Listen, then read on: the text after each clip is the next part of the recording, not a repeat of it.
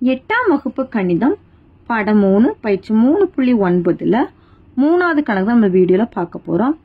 ஆய அச்சுக்களை 2,0 மற்றும் 0,2 ஆகிய புள்ளிகளில் சந்திக்கும் கோடானது 2,2 என்ற புள்ளி வழியாக செல்லுமா அப்படின்னு கேட்டிருக்காங்க. சரியா?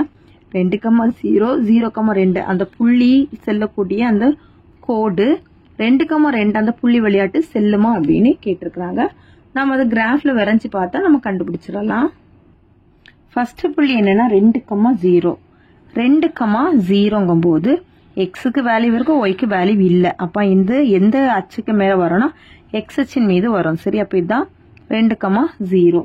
அடுத்தது 0,2 0,2 இது என்னன்னா எக்ஸுக்கு 0, ஒய்க்கு மதிப்பு இருக்கு. அப்ப இது எந்த அச்சின் மீது வரும்னா ஒய் அச்சுக்கு மீது வரும் 0,2.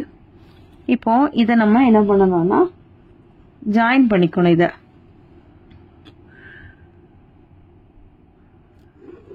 இதை நம்ம இப்போ ஜாயின் பண்ணியாச்சு.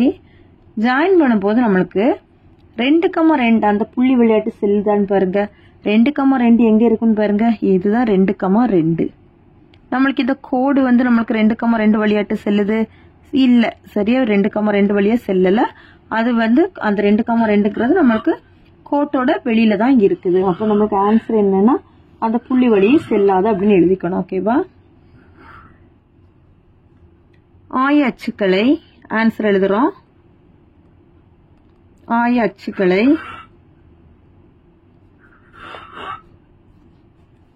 2,0 மற்றும் 0,2 ஆகிய புள்ளிகளில் சந்திக்கும் கோடானது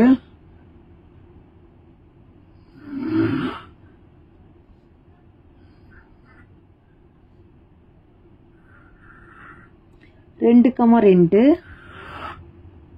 என்ற புள்ளி வழியாக செல்லாது.